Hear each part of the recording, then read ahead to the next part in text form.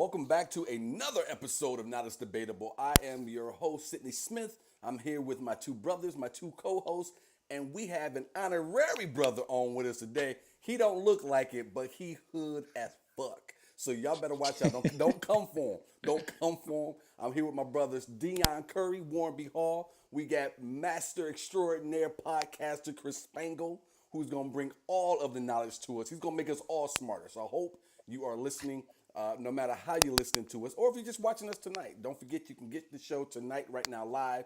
If you're watching it, you can catch it later on as a replay, and then catch the podcast wherever you get your favorite podcast, including this one, Not As Debatable. Boom, bitches. All right, let's go to everybody else. Dion, how you doing, buddy? Or no. I'm I'm great. sorry. I'll take Everyone's that out of, greatness back. yeah, take it back. Everybody's out of order on my screen, so normally we go to the big brother almighty of the show, Mr. Teddy P, Teddy Pendergrass himself, Warren B. Hall. What's up, Teddy P? How's it going, everybody? Good to be here. Sorry we missed you the last time. We're a little late, but we're here now. Something new with me. 20 years ago, guess that's not new, I wrote a book of poetry, self-published it, and then I said, hey, I'm going to add to it, write another book. Never got around to it. Someone asked me some questions about the book, so I have all these other poems that were supposed to go in the next book, so I'm re-releasing the first book. It was originally called Pieces of Me. It's going to be now Pieces of Me 2023, a rewrite, 20 years in the making. But I tell you all this because I just talked to people today, and now it's official. So we'll be starting work on it tomorrow. One of my favorite things about Warren is that we all meet at least 15, 20 minutes ahead to do a little pre-show meeting. And Warren always has some shit he doesn't announce in the pre-show meeting. So Dion, what's good with you, bro? How you doing, bro? I'm good. I'm great. I had a great class yesterday teaching these new up and coming comics. We got 2 weeks left of the class. Graduation is March 5th. Looking forward to that. I'm going to do a graduation show.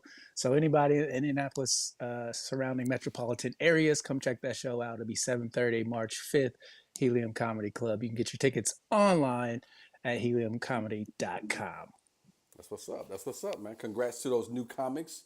Welcome to the world of comedy there, folks. Anybody out there wants to be a comic, I hope you understand that it's filled with nothing but heartbreak and people pissing in your Cheerios. And, Poverty. A lot of poverty, a lot of telling jokes for pizza and beer. If you've never had anybody run out the back door with the money they're supposed to pay you, buckle in because you're getting ready to get all of that. Chris, man, I want to welcome you. You and I have never had a chance to actually speak, but Dion speaks very highly of you. He always has some great things to say. And if anybody out there knows Dion, what a liar. that right there is slim pickings for him to be talking highly of anyway. But thank you for joining us. Thank you for bringing your wisdom. And like I said, I know we're all going to be a lot smarter after you being here. But how was your week? Anything new? What's good with you? Well, life is very good. My wife is 6 months pregnant, so we're just getting ready for the baby and getting settled in for that. And that's the most exciting thing in our life for sure. So, and then just podcasting. First kid? Number one, first kid? So my first biological kid, I've got a stepdaughter who's 4, who is my kid, just Gotcha. as much as anything. So we're best buddies. She's going to be probably barging in here going, why aren't you tucking me in? But so yeah, but she's very excited too. We're excited for the new edition. Outstanding. Congratulations on that. Congrats. Absolutely. Thank you. With that news, Chris, you're the first one of the night to get the old triple. Okay. You get the applause. You get a little Michael Jordan laughter. And then you go ahead and get the... All right. Man, I get all of it. Well, it's my wife that's doing all the work. She gets all the credit. Right? Yeah. This is the last time you'll ever get credit for anything going forward. Take it when you can get it, brother. Thanks. I did one thing, and believe me, she's doing all the work. I like what you're doing, but I'm going to catch you about 5 Father Days in, and you'll be singing a different tune. Yeah. What's with all these damn pet rocks? No. We don't need another rock. It's a rock. Enough of them. Hey, folks, as Dion would have probably beat me to it had I not remembered. Go ahead, click those emojis. Let us know that you're out there. Give us some hellos. Let us know what's going on. I don't see anyone saying anything at the present. Is that just me? We've got Mary Ballard saying hi, guys. She says, welcome, Chris. I do not see that. I don't see it either. Okay. Ricky McLean says it's a special episode with extra mayonnaise.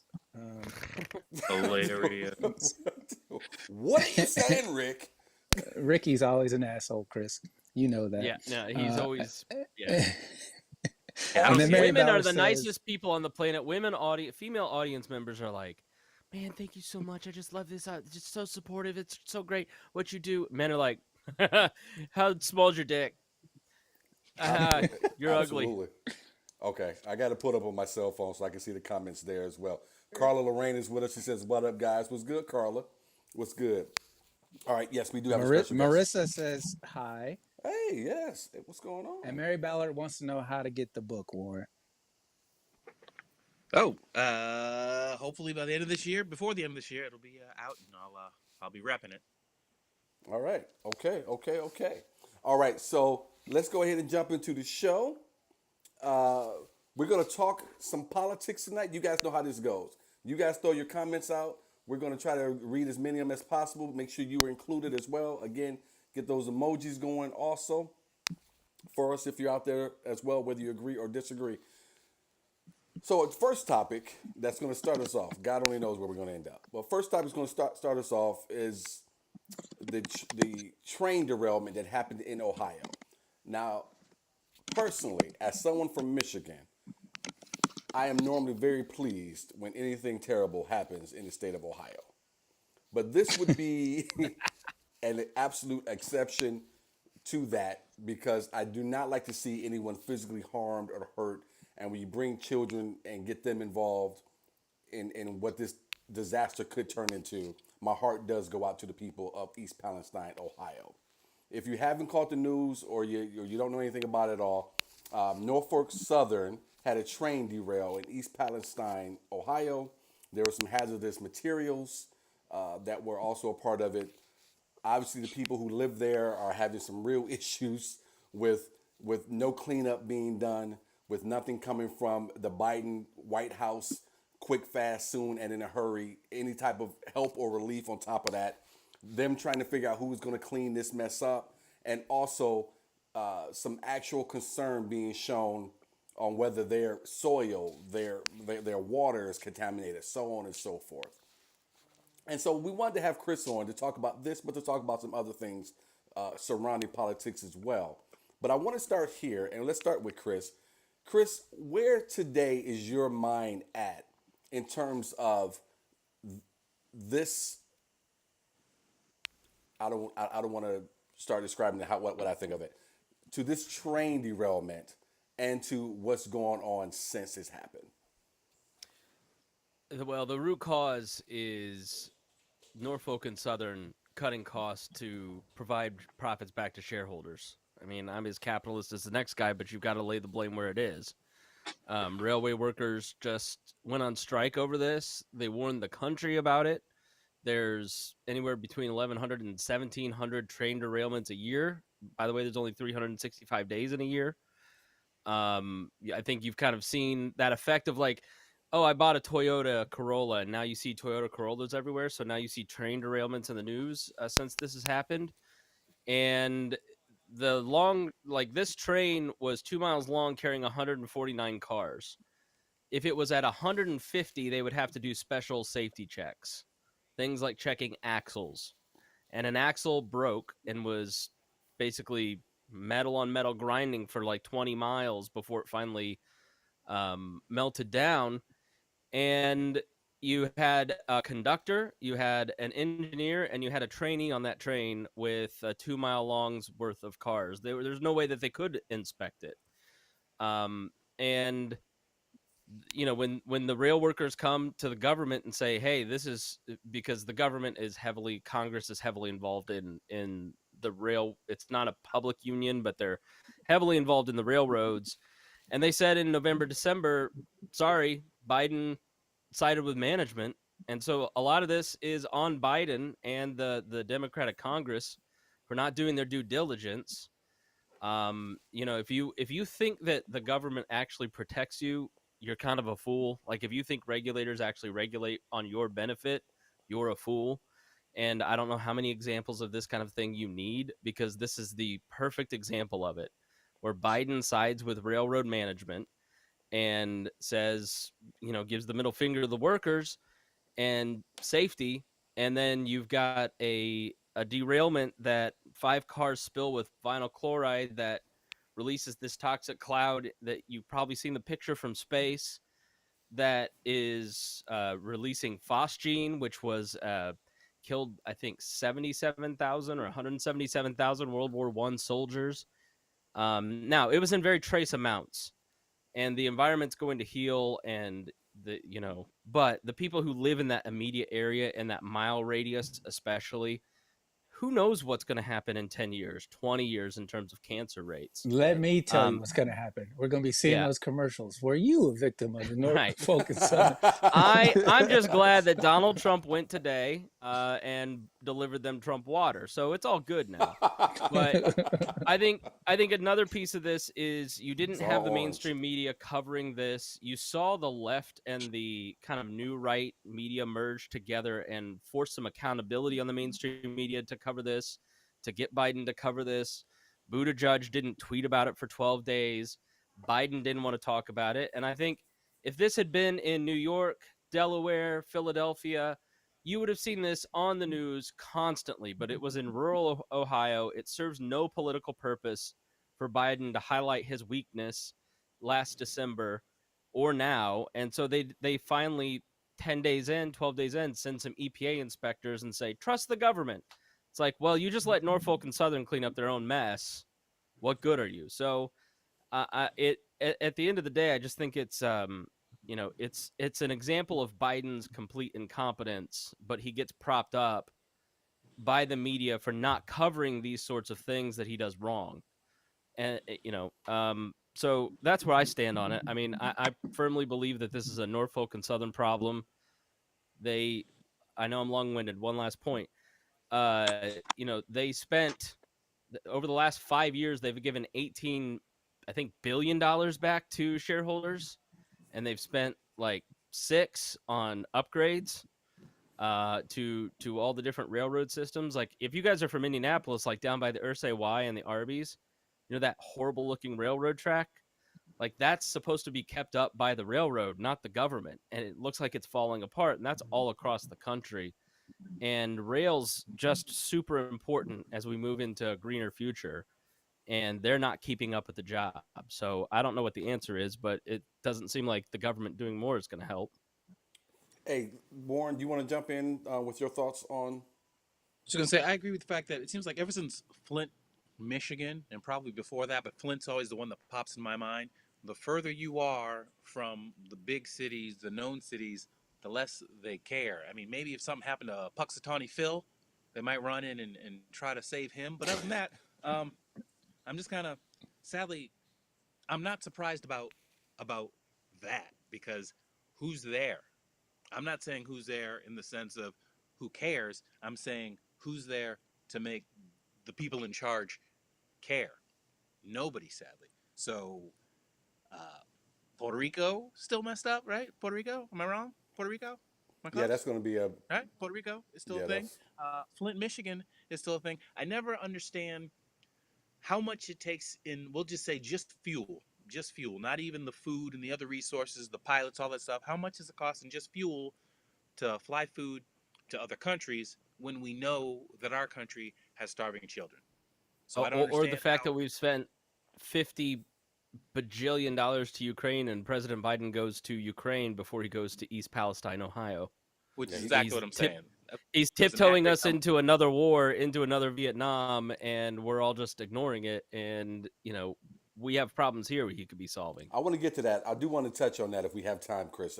And I like the point that you made there, only because I find it interesting. Dion, do you want to jump in on here in the Norfolk Southern train derailment? Chris nailed it on the head when he was talking about how Biden sided with the management. The railroad union has a stipulation clause, something where Congress can overrule it and say, we're not going to allow you to strike, which when I found that out, I thought that was the craziest thing I ever heard, where the government can tell you, we don't care how shitty your conditions are, take your ass to work. To me, that that should have been rewritten many years ago for the simple fact of shit like this happens, and then they literally have no power to fix it. I mean, the railroad workers can only do so much, but if management comes in and says, look, we're cutting your hours, you're going to work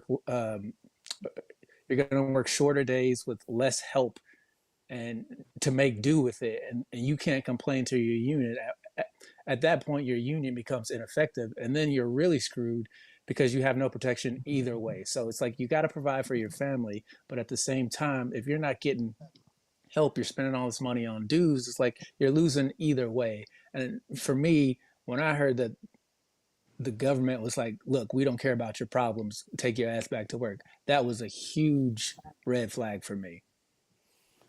I would.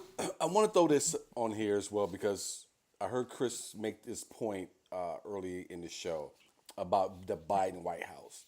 I saw in some couple articles I read over the last few days where Biden out of there trying to show, and I love the little shot you took at old Buttigieg as well, Chris. I thought that was good. He's not my favorite either. Not quite sure how he got that job in the first place. I have some guesses, but not quite sure how he got it. But they've been trying to flip this back and put a lot of the blame on the Trump White House and the Republican Congress that was in control at that time. Do you think that's a fair point for them to make? Because this can't be something that just happened because of the last couple of years, can it? No, and I'm not defending Trump because he's usually indefensible, but in this particular case, he is not responsible. So Obama in 2015 passed this rule that certain train cars would have this electric braking system. And the electric braking system was prohibitively expensive to put on most rail cars. And so it was just this requirement that the government under Obama, he like the amount of regulations that Obama would put in place was just insane. And it was usually something that wasn't feasible, but it satisfied some special interest group. And so Trump repealed a lot of that. You may remember for every one regulation, you've got to get rid of two. Mm-hmm. This kind of fell under that, where the railroads legitimately can't afford to install these systems. And this particular train car, according to the National Transportation Association, whatever the government body, the National Transportation Board, I think, their spokesperson said it wouldn't have mattered because this train wouldn't have qualified to have that system on it to begin with.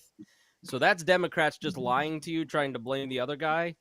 Maybe there are other cases where that electric braking system might help, but this is not one of those cases. This is not Trump's fault. I had just got a text from a friend of Define mine, a very good prohibitively. friend of mine. He texted me, said, "Oh, you got a white guy on." So You know what? This racial profiling has got to stop, guys. I'm just saying. Hey, I looked Chris, up the it was the white definition guy of too, just so you know. In case you weren't aware. Dion, you want to jump on the point that Chris just made there? Well, I love to blame Trump for anything and everything that I can blame Trump for, but I don't even put this on him. I put this on the railroad company because they didn't do what they were supposed to do. They were supposed to inspect those cars. They have enough employees to inspect those cars. At the end of the day, they're in charge of the railroad. They're in charge of the railroad cars. They knew what was on that train. They knew that they didn't do what they were supposed to do in order to protect those people in that town. So ultimately, you can talk about all the government regulations that you want to. It boils down to the company, and for the CEO to, have more invested in the shareholders than the people that work for him just speaks to one of my main problems with capitalism. At some point, you get enough money, you need to do the right thing, and that just didn't happen. Well, and I'm a capitalist, and everyone who knows me knows that I am. Die hard. Love it. But I do think there's a place for regulation. I also think there's a place for unions as well. And I think this is where Biden really tripped over his own dick, if you will. He and his entire administration by not jumping in here and doing more. And there should be a certain level of regulations on all of this. Dion, because you cannot rely on the person who's put into a seat to make money for a bunch of other folks and make as much money as he or she possibly can for them, even if that means, I mean, we all know that these people crunch the numbers. What is this going to cost us if this train derails at any point in time along this track? What would this possibly cost us in a lawsuit or in cleanup versus the amount of money that we're going to bring in if we don't do what we probably should do? It's just the nature of the beast. And True. When you're a for-profit company, obviously the shareholders' bottom line is going to be your most important focus. But at the end of the day, at some point, what was the number again, Chris, that you said he had made for them? that Like was Well, 5 18. billion, right? Yeah, it's like 18 billion in the Or 15. last five years. Now that once you get those investments back to shareholders, I mean, you got to think there's probably like 7 times investment. So the more you give back to shareholders, the more investment you get. Right. So it's not like it's just there's some purpose to it, right? There's that ratio that makes it worth you investing in. But when you look at, I mean, if I may, I'll argue with you both that regulation is necessary because this is a great example of why it's not and why it doesn't work. It makes you feel good, but it doesn't actually do anything because the people with money can buy the regulators and pass a bunch of regulations that make everybody feel good, but don't actually do anything. Your regulation is your union. The people that do the work day in and day out who actually understand how this stuff works unionize and hold management accountable.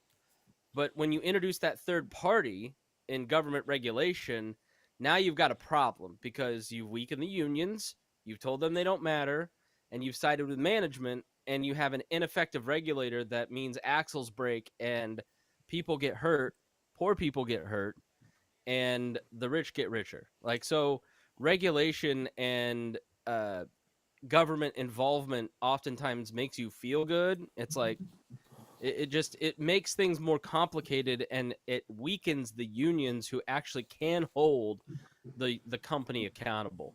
Yeah, but Chris and Warren, I want you to jump in, but I want to make this point. Chris, I would push back on this and say, at least for the last 25 years, we've seen unions as a whole starting to be weakened as a whole for whatever reason, depending on the industry we're talking about. I say because of that, we need more regulations. I don't want anything over-regulated. Don't get me wrong. I'm a former Republican, but I'm still a conservative. But I do think with that happening, you do need the government to come in, step in, and do their job, but do it correctly. With what? I mean, the government doesn't have resources. The government there's not an infinite amount of money in government like I think everybody thinks. Like, if you talk to any government employee, let's take CPS, the most radioactive, meaningful bureaucracy in any state, Child Protective Services. They don't have the resources to effectively go out and do their job. Those people that work at CPS really do care about those kids. But when you interact with CPS, they are taking hundreds of calls that are BS because some teacher or some doctor had to be a mandatory reporter because of some regulation that some politician passed because it felt right and he wanted to get votes. And you know who gets hurt? The kid who's actually getting hurt because there's not enough resources to go do the thing that needs to be done, and it's an inefficient system. There's not enough railroad inspectors in the federal government to go out and inspect 144,000 miles of track and all the cars that run on those track. Like the idea that we can pass a regulation, one of the reasons that unions have gotten weaker over that last 20 years is because of regulation. We keep outsourcing to the federal government and to a lesser extent federal governments, like state governments and local governments keep pushing things onto the federal government because they can print money ad infinitum until that comes to a crash. State governments can't, companies can't, local governments can't. So the whole system just is kind of you're getting constrained resources because there's this thing at the top that is constantly sucking out. It's the Declaration of Independence. It's sucking out its substance, I think is the phrase. So I don't agree. I think the reason that you see unions getting weaker is partially because of outsourcing that responsibility and accountability away from the people who are directly engaged in the work and onto bureaucrats in Washington D.C. who can't do anything and are appointed. Why is Pete Buttigieg there? Because he posed a political threat to Joe Biden. Because he did good on a debate stage. and It's not because he has any idea what he's doing. It's a that I agree, patronage job. and that I agree with. The bulk of that I do not, but that part I do agree with when we're talking about that man. Warren, what was there? You want to jump in with anything there? On As this? I say, on back to the corporations, they did not that it's right, but they did what a lot of us do. You go to Jiffy Lube, you say, I'd like an oil change, and they come back with that list of shit that needs to be taken care of. You know, your ball bearings are falling off and the engine's doing this. And what do we all do? We go, oh, I'm going to just take the oil change for now and I'll get that later. And that's exactly what they did. And unfortunately, when we do it, we're taking the risk of our family, our children, whoever rides in our car. This is so much bigger than that, that you're right. There should be a regulatory system that can actually go, stop, fix this, then move on. Right. Well, if you're having 1,400 train derailments a year because of collapsing infrastructure, then part of being a business, part of being a union, and part of being a government regulator is to get on the same page. And I think that's what the biggest failure in this whole situation is everybody not being on the same page. The union wants to do the work. The company doesn't want to pay the union workers what they're asking for to do the work, and then the government regulators, as Chris said, get bought out by the company. So we have this fucked up system. I agree, and it's one of those things where you know these events keep happening. At some point, we all have to get on the same page.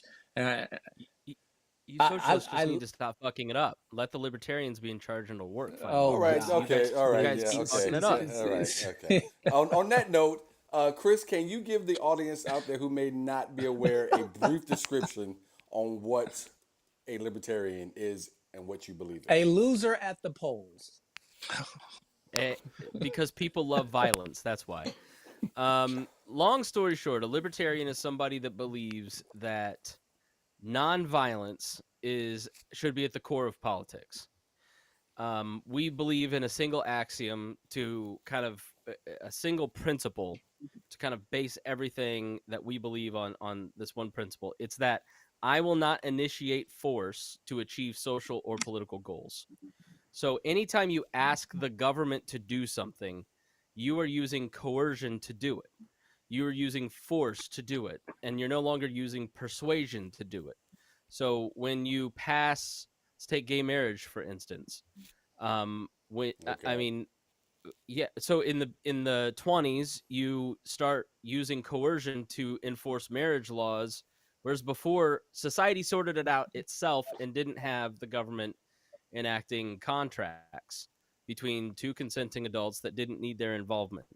And then it takes a long time for interracial couples, for gay couples to then claw back that freedom because there's force involved. You're putting a gun to somebody's head and saying, you have to live out my beliefs.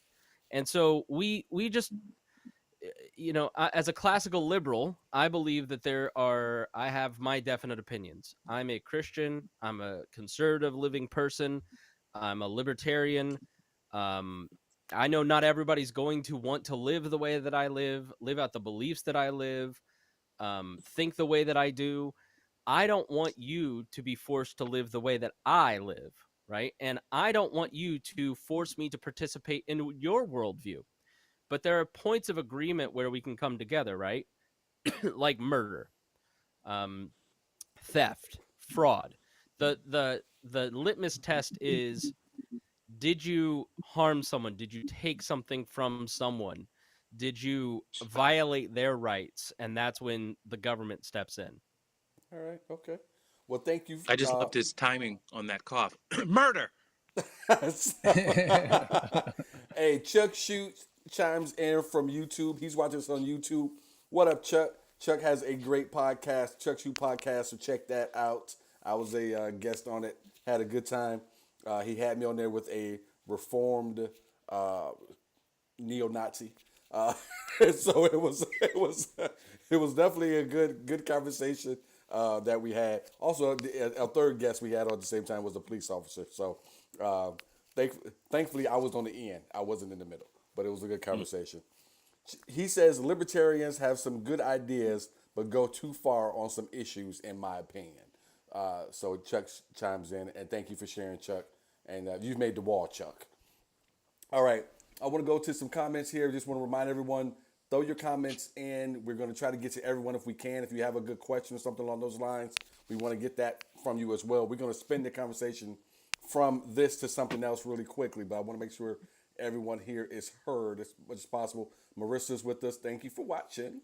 Looks like we have Miranda Adams. Thank you for watching, Miranda. She also said sometime back, then what is the point of a union? Great question. I think we touched on that. Michelle Nagata is watching as well. Larry, our man Larry's with us as usual. I can't see anybody. I'm reading this off my phone tonight. Yanitra Bowles is with us as well. Charles Williams is with us. Says, "What up, though?" My boy Ryan Henry's watching, and then Wayne Russell Bruce is watching as well. So thank you guys all for watching. This show is brought to you by our Patreon fans. If you want to be one of those folks that helps us produce a show each and every week, we invite you to do so. We would love for you to do so. And if you go to the website down there, scrolling at the bottom of the screen, and just click on Patreon, it'll take you right to our Patreon page there, and you can take care of that there. Whether it's $1 or $50, we don't care. We'll take it all. We'll take it all. All right, let's go ahead and move this forward. Earlier, Chris made a comment about Ukraine. And Chris, I'm going to tell you, I'm old enough to remember what Russia was and what I still believe it is to a certain extent when it comes to being an American. So anytime they try to force their way into anything, I am going to be someone who's not going to be for that. With that said, I think I've gotten to enough where enough is enough with the amount of money that is being sent over to Ukraine. And Warren talked about it before, and it's the conversations we always have, the things that we always say. How can we take care of those kids there when we can't take the kids here? How can we take care of helping someone else guard against their own country and we can't deal with our own situations here? Seems like a lot of money being sent over there that could be spent here. This is a conversation that's been had generation after generation after generation. But I still want to jump into this, and I want to hear from you guys as well as our viewers. Where are you at with it now? I think I know because you touched on it, but where are you at it right now with this Ukrainian thing, Chris? My general view on foreign policy is that you've got to make your country as strong as possible so that people don't invade you, mess with you. You have to protect your interests. And so you have to evaluate every single thing by, does it serve your country's interests? Because there's a trade-off. I am not pro-Putin. I recognize that Putin invaded this sovereign country. He did the wrong thing. He's an evil man. Ukraine has every right and should defend itself from being integrated into a country that has designs. I mean, there was a report this week that Putin wants to basically integrate Belarus. His goal, basically, and he has said this time and time again, is to put together the Warsaw Pact again. Any country that was part of the USSR, that is between the Western European countries and Russia, he wants those to be in his sphere of influence. And so he's now willing to use, he has been willing to use military invasions, but not to this level. So it was obviously a huge wake-up call for Estonia, Latvia, Poland, all these other countries. This is largely a Western Europe problem, and it is in their direct interest to aid these countries. That's part of what NATO does. I will also say that the expansion of NATO, it was a tit for tat. As Russia went and invaded Georgia and invaded Chechnya, you saw these other outskirt countries start to get nervous and want to get admitted to NATO. But the trade-off for them being admitted to NATO was that it made Russia more nervous. And so you've had this slow walk since 1998 towards this moment.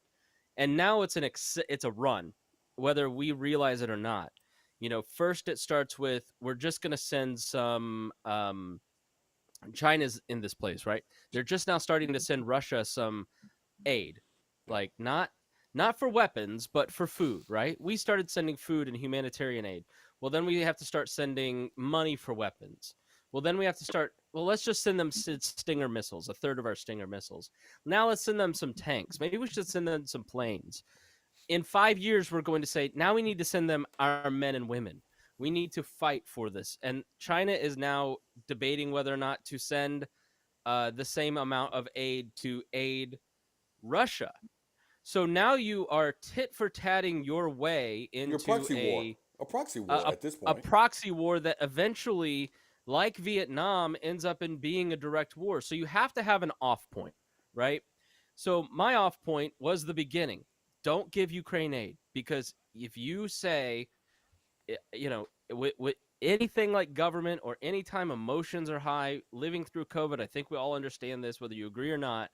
If we do this, then we maybe go a little bit further, a little bit further, a little bit further, until people go, enough. I'm not going to live this way. Open the schools, right? It's the same with these interventions. If you start giving them aid from the beginning, then you're going to tit for tat your way into a nuclear standoff, a nuclear power. Now you've got Russia. I mean, those nuclear treaties that Reagan fought so hard for are incredibly important. And it's incredibly scary that Vladimir Putin is walking away from those. Let me step in here real Yeah. quick and ask you this, Chris. And Dion, I want you to jump in here in a second. Real quick, Chris, because I want to go to Dion. Do you actually think we have a leader of of a country with a nuclear weapon that's willing to push the button today? I think Vladimir Putin is unpredictable. I think that the use of nuclear weapons would be probably a small scale nuclear device in a place like Ukraine. Do I see a nuclear Armageddon happening? No, because who wants to destroy the entire world? I don't think that Vladimir Putin is an insane man. I think he's a Okay. very rational man who I'm has with you. very logical goals. We just don't agree with them as Americans. And so our media portrays him as crazy, or he's falling downstairs and pooping his pants. It's like, no, he's not. He's a rational person but things get out of control, like the Cuban Missile Crisis, where you can't walk it back. And Kennedy and Khrushchev walked it back. The submarine commanders that didn't fire missiles withheld it. I don't know that he has that self-control, and I don't want to bet that he does. That's not a gamble I'm willing to take. I don't think that he does. I think if you saw him behind closed doors, he's telling people, I hit the button 3 months ago. It doesn't work. We got to get a guy in here. I've been trying to hit this button. How many Russian oligarchs keep falling out of windows magically? Exactly. I know we're gonna go to Dion, but I just want to say No, go ahead. I'm stuck on the fact that if you're sending this other country aid, that means you had the money all this time, and you're purposely choosing not to help our men and women. You're choosing not to help Flint. You're choosing not to help homelessness. You had the money because you just gave it to these people. So why? Why was he there? What is the reason why? Something happened when you felt you needed to go there yourself in person to speak to whoever you spoke to instead of dealing with a huge crisis here in America. I'm just stuck on you. You've had the money all this time. You just didn't let go of it. Can I give a very specific example? I know, Go but ahead. like Social Security is going to be bankrupt by 2034. So like it's Medicare, Medicaid, Social Security, and then way down here's the military budget in terms of the expenditures of the government. And so we just keep printing this money, kind of keeping this machine going, which is why there's inflation and devalues our dollar. But like 2034, we have a very significant amount of cuts in Social Security that will need to be made. That is the most vulnerable among us. That is the elderly. That is people with special needs. And we have to start making real financial decisions in this country to, I mean, we've paid into Social Security. I want my money back, right? I want my Social Security. I'm not. I want my I would dirty love to records. end Social Security, but like until we end it, I want mine, right? And I want it at the level that the Boomers have had it. So Wait, can you so back up? What did you just say? Did you? I, What did you say? I said I want my Social Security benefits that I've paid into, Yeah. and I want it at the level that these Boomers have had it. No. A couple of seconds before that, did you say you would love to end Social Security, but you want your Oh, money? I would end it in a second. That's I would what I thought end you all of said. these programs in a heartbeat. I think the unfunded liabilities in this country are going to be the ruin of the nation. We I don't would have cut the your money. throat right now if you wasn't flying this plane. I'd cut your throat. I swear to God, I'd kill you right now. Di, you jump That's in here real fine. quick. It's funny to me how you talk about tit for tat. Look, Putin has established who he is as a person and what his goal is, right? You say you are an ally to Ukraine. So when Ukraine is in trouble, you send them whatever help they need. That's what part of being an ally is. I think America gets punished because it's a kick-ass country. It's got all the world's largest economy. And so everybody expects that, you know what, we've got the money. My personal belief is this: you call his bluff. You call Putin's bluff. Like, he told you he was going to invade Ukraine. He invaded Ukraine. You got to shut that shit down. Ain't no negotiating. Ain't no talking about it. Ain't no. I'm not. Everybody knows I'm not pro-war. But at the end of the day, look, man, I'm tired of your shit. You've had plenty of time to get your shit together. You don't like NATO. That's too fucking bad. Ukraine is a sovereign country, and if they want NATO in their country, that's their choice. If you don't like it, maybe you should come up with a better way besides invading to get Ukraine on your side. And that's what it potentially boils down to for me. And so it's frustrating to hear Chris talk about cutting Social Security. Like, bro, you're gonna need it. But all the It's kids never your gonna wife wants to happen. have, you're gonna need that Social Security. Well, So it's like, well, But it's the realities of where's your line on all of this? Where's your line with Ukraine? Sydney has reached his point, and where is your line? Because there has to be an off ramp, and if you don't choose what that off ramp is, then you are engaged in a hot war with two major powers, and Europe just doesn't have the goods. I mean, this is not a good place. Here's the reason. I'm sorry, Chris, but here's why I kind of reached my my breaking point with it, because we're right back where we always end up, where we are pulling our wallet out for everybody else to get into the club. We all got in the car. Everybody gets in the car with the U.S. says, "Yeah, we go into the club," and everybody got their wallets. Yeah, I got my wallet. I got my wallet.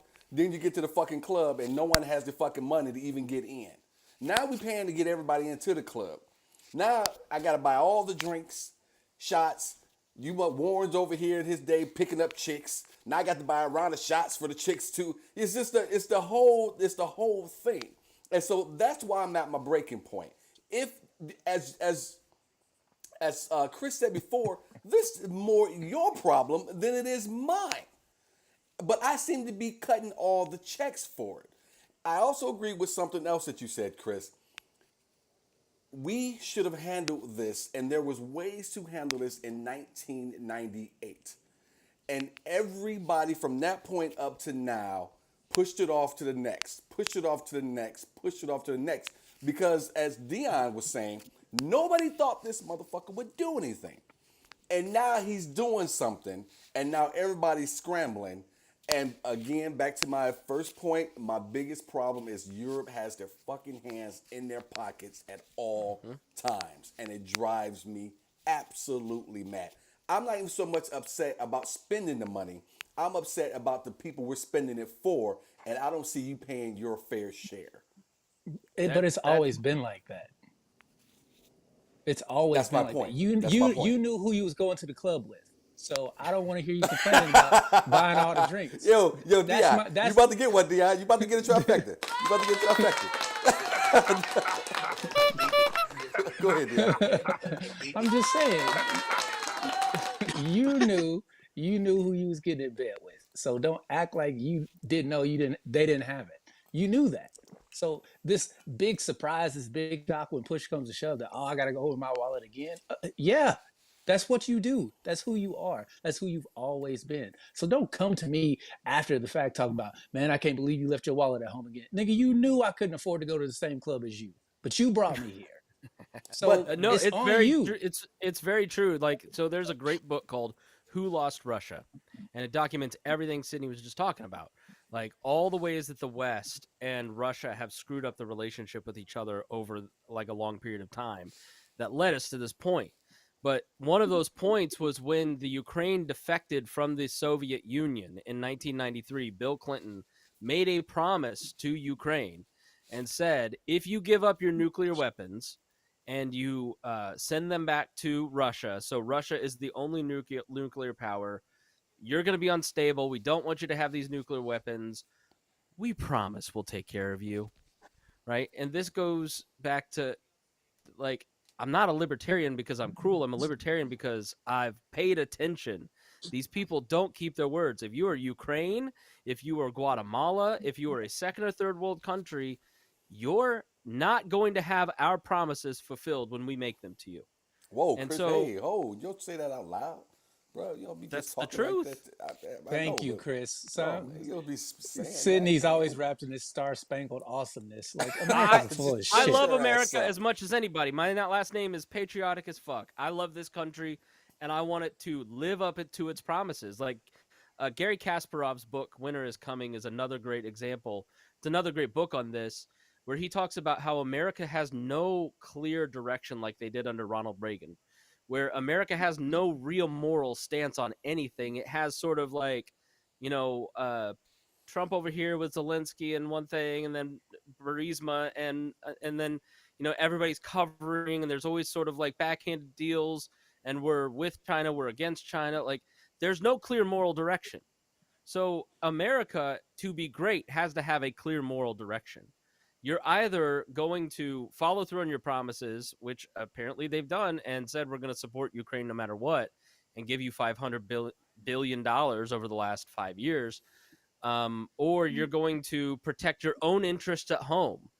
I mean, you made Sydney, you made the Trump defense, which I agree with. There was nothing to me more badass than Donald Trump going to NATO, going to the United Nations, and going, "You're supposed to pay 25%, and you pay 5%. It's time to start paying more. We're not paying it." And they all lost their. They all said, "Wait a minute, you always pay. You always pay." And Trump said, "We're not doing it anymore. You're not carrying your weight, and you're the ones that need NATO. We don't need NATO." And they got their crap together. Germany ponied up. And that was a moment of clear moral fortitude from Donald Trump that I appreciated, because he said, our agreement's 25%. Pay up. And that's exactly what needs to happen in the Ukraine situation. You're right. They look at the spending that the EU has had on Ukraine. It's gone like this. It's dropped down because we've picked up the slack. No, And it's got to stop. It's got to stop. Absolutely right. Warren, you want to jump in with? No, I agree with everything he said. All right, let's go to some comments here. First, I'm sorry, Dion. Let me go to some comments real quick. Go ahead. First, we got Tiffany here. She says, or it says Tiffany's watching. Says, "Hey, what's up, Tiffany? Thank you for joining us." Malay is with us. What's good, Malay? Larry Skin says, "If Ukraine was part of NATO, this would have been over already. So just because they aren't a member of the club, we watched them get slaughtered." We can come back to that. John Tabor says, "What would have happened if the U.S. stayed home and took care of themselves when a German dictator just kept knocking down doors? It's okay until when?" Chris? Well, And good comment and question, John. Thank you. yeah, start with the NATO. Putin didn't invade a NATO country for a reason. So there are a lot of libertarians who are anti-NATO. I don't know that I'm one of them. I haven't worked this out, because I can see how a military agreement can drag you into war. But Putin didn't invade a NATO country for a reason, because he didn't want to wake the sleeping giant. There's a trade-off. If you admit Finland, if you admit Belarus, if you admit Ukraine, you admit Turkey, all these other countries to NATO, you force Putin's hand, right? But that's a new development. Putin wanted to join NATO when he took over. There was a lot of talk in the late 90s and early Bush administration about Russia joining NATO, and they actually joined a global defense pact. But again, that relationship was so mishandled by the Europeans, especially by the Bush administration, and especially the Obama administration, Hillary Clinton specifically, that Putin just sort of turned inward. Um, where's the line to stop him? Well, whose responsibility is it to stop him? And is it a fair comparison to compare Vladimir Putin to Adolf Hitler? Vladimir Putin wants to reclaim territory that he thinks belongs to the Soviet Union and is willing to use mostly traditional battle tactics to do it, whereas Adolf Hitler was a genocidal maniac. I think that in the West, we see Putin painted as the same genocidal maniac and a lot of ethnic cleansing, and I don't know that I totally find that to stand up to what's going on the ground. So I don't know that it's a fair comparison, but where's your line? Where do you stop him, right? But again, whose responsibility is it to stop? What interest is it of ours as a country? What national interest does it serve to spend hundreds of billions of dollars a year to support Ukraine? You either do it now or you. Here's the problem: the consequences are coming. So keep kicking the can as long as you want to. Eventually, you run into the spot where you got to pick the can up. You said you were going to support Ukraine regardless, so you have to do that, whether it's financial, whether it's troops. I don't care. You said you were gonna. You shouldn't have said you were gonna do it if you were gonna fucking do it. So you either embarrass yourself or you stick to your word. We know what Putin is. We know what he's capable of. He's shown us time and time again that he's not fucking around. So man up. At what point are you gonna man up? It's supposed to be the land of the free and home of the brave. I need bravery right now. But That's the what I question need. begs, does Putin have the resources to invade 13 countries and take over their governments? He If you don't doesn't. do anything now, if you don't do anything now, time will tell, right? So He you're has gambling on the fact that he might not be capable now. But so say he takes over Ukraine, right? And another 5, 10 years go by, and then he's like, you know what? What's up, Turkey? Let me holler at you real quick. It's Thanksgiving, and I need some legs. Boom. And you kick the can down another 5 years, and he's like, oh shit, what's up, Finland? I'm about to have me some shark fin soup, courtesy of you. But Boom. the There it reality is. is, look at America's experience in Afghanistan and Iraq, specifically Afghanistan. Our military is 5-10 times larger, far more sophisticated. Putin has put himself in a forever war that is going to drain his resources, that will not allow him to invade other countries. That's just the reality. There is no limitless amount of men in Russia and tanks and armaments. We already Now, seen that. unless China gets into it, They and already have. that's why the government's about to release this classified information to get the rest of the world to pressure China not to get into it. Because if they do, then it is limitless, and I then think, we do have a problem. and I think that really will be everybody's line if China gets involved, because like you said, Chris, we've already seen that the manpower alone he doesn't have when he was dragging people off the street trying to throw them in uniform, Yeah. and even had those soldiers walking away on the front lines. I want to get here to some more comments here. Hey, again, you guys, you're watching Not As Debatable. Thank you guys for jumping in with us. I'm trying to get to the comments as I can here. I see them rolling in. If you're enjoying the show, or if you've watched the show and enjoyed it before, go ahead, support the show, be a patron who also is part of our Patreon, who helps us bring this show each week. I don't know if you know it, if you never ran a show before, none of this shit is free. So if you enjoy the show and you watch us, especially if you're watching weekly, we would love for you guys to jump into the Patreon. And we got some cool gifts for you guys too, for certain levels. We got some t-shirts, some stickers, some mugs. So jump on there, see what you like. Anything from $1 to $50, you know, whatever you think you can do, whatever you can afford. All right. So Mary Ballard says Putin needs to be shut down. John is still watching, so thank you, John. Let's see here. Let's flip down here. Jack Doyle says the problem is, and he's in all caps, the problem is Biden is intertwined with Ukraine. America is last in his eyes. Warren, your thoughts on that?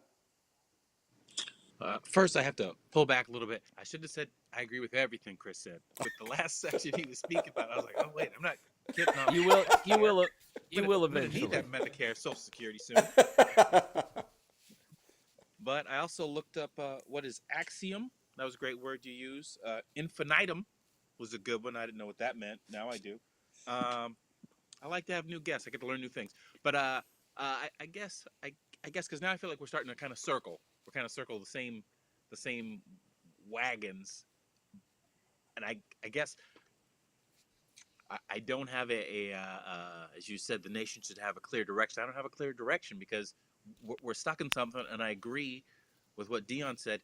It's coming. It's coming. And maybe Hitler wasn't the right example. I think it was the right example. But that's how it starts. You take this one group. Nobody does nothing because you're not that group. They take the next group. Nobody does nothing because you're not that group. Before or until you've taken over so much that now we have to fight you. So we should just deal with you now instead of waiting for you to wipe out however many more people when we all agree you're the bad guy.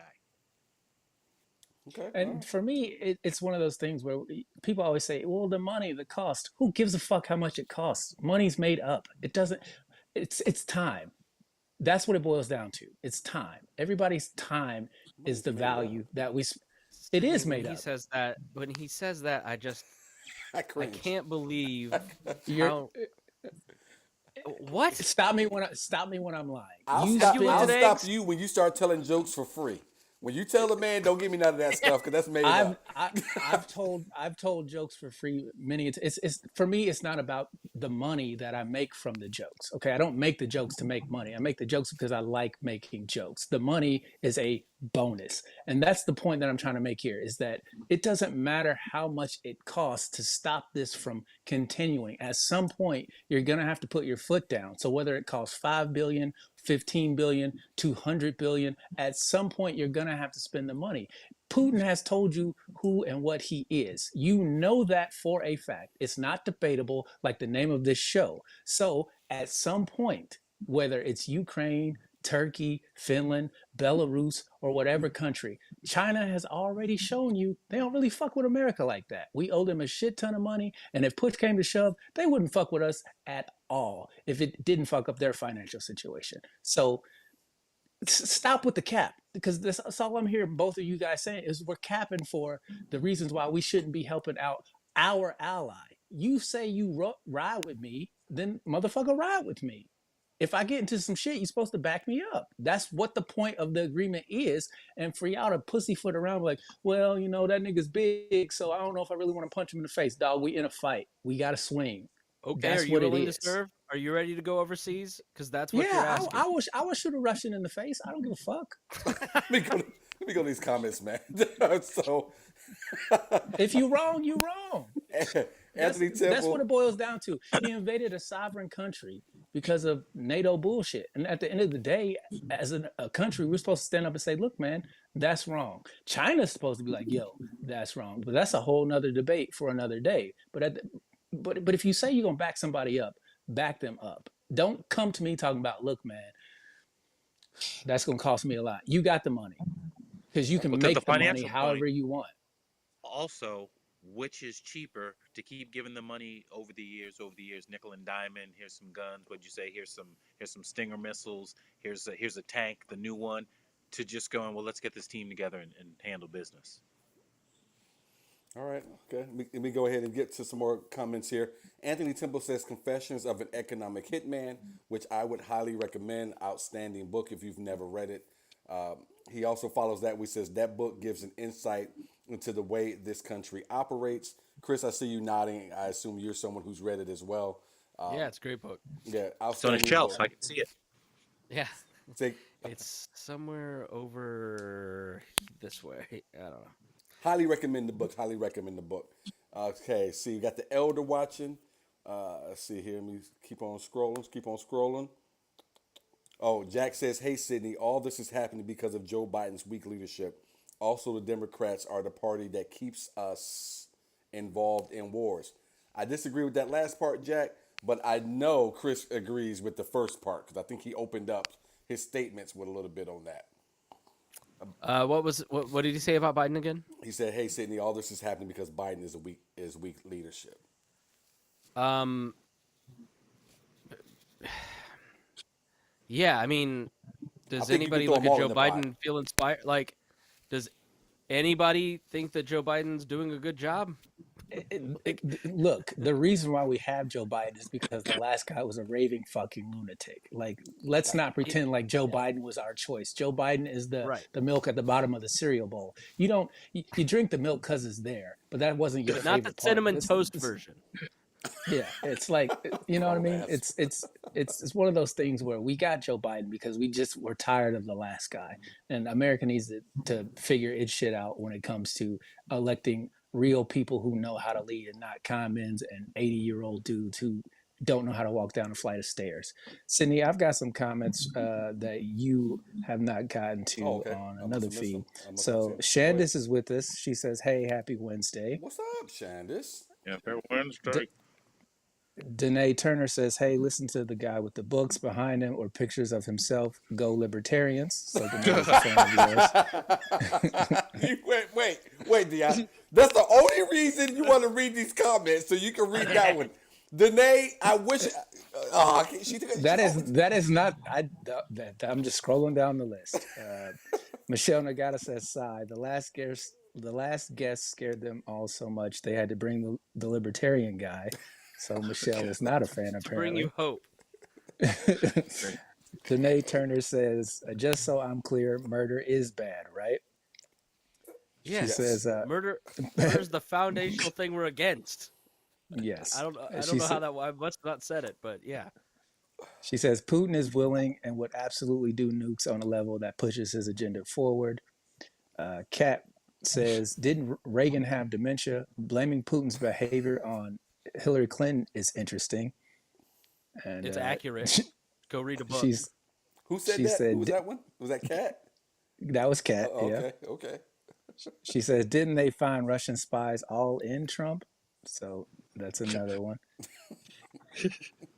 and then Danae I'll talk says, to you on "He's Saturday, not." Kat. She's coming Danae on my says, podcast on Saturday. I'm gonna mansplain her about Hillary Clinton. Oh, no, "Oh yeah, that's gonna be great. I can't wait to watch that. Let me Yeah. tell you." Danae says, "He's not wrong. LOL. Money is a social construct. It's only worth what people agree it is worth. Because it's not backed by anything. Unbelievable. That's Danae, why you got Bitcoin." Everything you said after talking about me and my pictures, I cannot hear or see. Who do you want me to have pictures up behind me? Us. Why? The beginning. Put pictures. We were at your wedding. Yeah, I got pictures of that. Is that Eli Manning? I can't really tell, but the one over your right shoulder, is that you Eli in the blue Manning? shirt. You in the blue shirt. No, That's Michael Phelps. That's Okay, all right. Yeah, Michael Phelps. Above that one is Josh Wolf. we don't need a rundown. Hey, of who the back fuck's off me. on Chris the Chris goddamn asked the wall. question. Sarah Silverman, Sarah Silverman, then Whitney Cummings, Russell Peters, and then hanging out at the Comedy Store. That black and white was me hanging out in the green room for a night. Nice. I did a show at the store. Anyway, then there's some other things out there. But Danae, I will never hear or read anything else again. And all I do is big Danae up. Man, Chris, you've been outstanding. Chris, can you tell everybody what podcast they can check you out on? I'm sorry, we didn't hit that at the top. No, you're good. The Chris Spangle Show. It's part of the We Are Libertarians podcast network. Also do Liberty Explained, the history of modern politics, and then a podcast about podcasting called Podcasting and Platforms. And then I'm also on the Pat Down with Dion and Miss Pat. And apparently Nikea. Busy man. My buddy Dave here, he sent me a message here in case you guys can't see it. He says, I was at your wedding too. Show off. so he actually stood up in the wedding. Dave, you know damn well you're in a big ass photo hanging on the wall out there in the front room. Asshole. All right. Chris, man, it has been outstanding having you on. Thank you for educating us, dude. I love having you on. And it was nice to have somebody else on to take some shots at Dion. It wasn't Oh just yeah, me. that's like half my job now. That's great. I got some backup tonight. Hey, we're Fuck gonna you. Fuck you. You're What's up, cool. Warren? You're cool. uh, again before we get out of here. I want to throw it up again. The link that you guys can go, or the link rather, the website you guys can go ahead and go to, SydneySmithCreative.com. Go to the Patreon button, and there you can see all of the goodies we have for you. We got extra monthly podcasts coming to you guys. We got some Q&As. We have some movie nights. A lot of stuff we got. We got some gifts there, mugs, stickers. It's a good Patreon. You should join. But it's only $1 to $50. So you guys choose what you want to do. If it's $1 a month, that's great. We will take it. Before we get out of here, we're going to do our Wait One More Thing segment. And we'll start with our guest, Chris. I know I'm throwing it on you.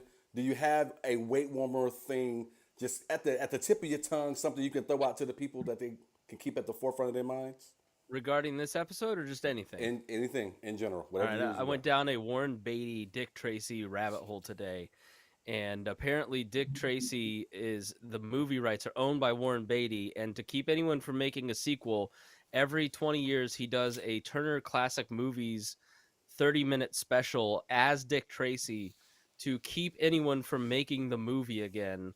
You can go look it up. It's absolutely weird and bizarre, but that just kind of came out in the last week, and I just found it really petty, and I'm into that.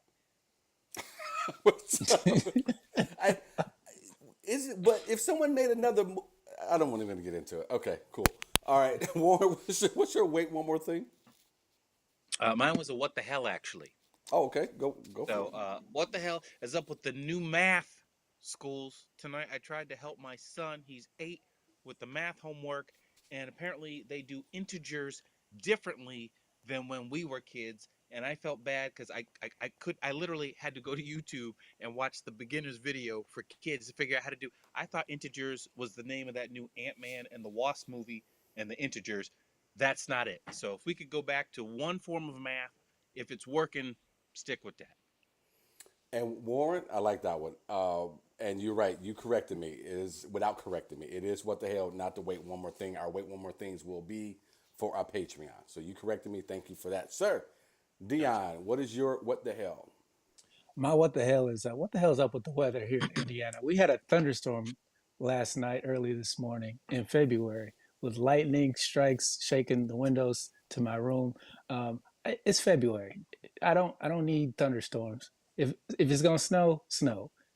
Get your shit together. It's gonna be 63 degrees tomorrow, and then the day after it's gonna be 39 degrees. I don't need to catch cold. I don't need to get sinus pressure headaches from the air pressure changing. Get your shit together, country, Indiana in particular. Your weather has always been crap, and I really, really, really need you to get your shit together. I'm tired of having nasal drip, headaches, and my knees feeling I think it's gonna rain tomorrow. I'm tired of that because I'm getting older and it's coming. So just get your shit together. My what the hell is wrong with me? How old am I? I thought I outgrew the whole young teenage guy thing where, hey, she's got hard nipples. Let me watch this show and see if I see a titty. Because I had that with Blue Bloods today. I swear to God. I spent 8 episodes watching this shitty show on Netflix that I knew was only 1 season. Because they hadn't made it since 2019. But I hung in there the whole time because this woman had the Rachel nipples. If anybody's a fan of Friends, you know what I'm talking about. And they show every other woman in this series that lasted 1 season. All of them showed their breasts. This one that I was waiting for she never did. And by the time we got to the end, I had blue balls, and I was wondering, how old am I? I see titties all the time. I'm married to a woman. What am I doing? So what the hell is wrong with me? That's my what the hell this week. Thanks, Chris. Yeah, I'm gonna absolutely. pour out a little breast milk for you. Look, U-Turn with Jennifer Lopez was a terrible movie, but I watched it 4,000 times when I was 17. Bro, they lost me with the Kardashians because the first season I tried to watch one of the episodes and they would never, see, they were smart. they would never pan that camera down to Kim's ass. And I said, I'm out. Before we go, I gotta tell you guys. Uh, what's the girl from? She was in Living Color Dancer. Rosie Perez. Yeah, White Man Rosie. Can't Jump. Yeah. There's a scene where her nipple is exposed, and I'm telling you, back in the day, I used to have the biggest crush on Rosie Perez, and I would pause that scene and just look at her nipple for hours. Like, Wait, which movie? White Man Can't Jump. It's very quick. It's a very they're in the I only hotel room. asked because she had a long nipple scene in Do the Right Thing. Do the right thing. Thank Yeah, God see, for the left nipple. Thank God for the right nipple. You didn't see that? Go back. Go No, back.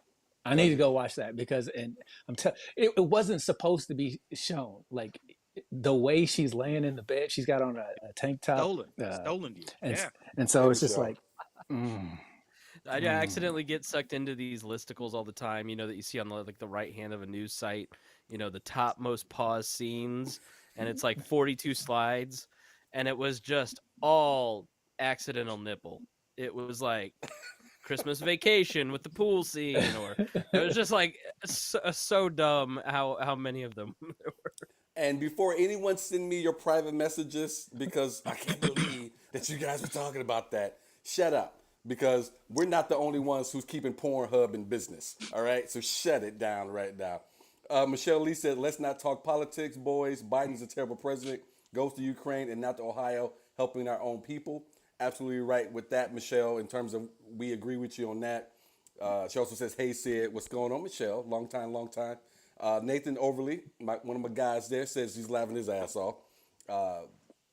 And then she says, you need to get a life, LOL. How dare you, Michelle? So, thank you again, Chris. We appreciate it. Hopefully, you'll come back on. Hopefully, you had a good enough time. You'll come back and bless us with your presence and your mind. To everybody out there, thank you guys for watching. To everybody who's listening when I upload this damn thing, thank you guys for listening. Don't forget, go to SydneySmithCreative.com, click that Patreon button, and please, please, please, if you will, help us build this show and build everything else that we got going under that umbrella. Whether it's $1 or $50, we will take it. And if you pick the right tier, you get some cool prizes or some cool And rewards, also, I should say. what you'd like to see on the that platform. If there's something they'd like to see, like if they want to see Sydney show some skin, he's willing to do it. No, don't tell me anything that you want to see. Thought you said you were trying to build this platform up. Did you show your skin? You're the one who likes to walk around on Instagram with no shirt on. I don't have the name Sexy Smith Syndicate registered. I'm about to come up with a name for you. Chris, your OnlyFans? Chris, will you shout out your podcast one more time? Yeah. Before Yeah, we the go? Chris Spangle Show. If you liked what I had to say, the Chris Spangle Show is where I really dive in depth on current events.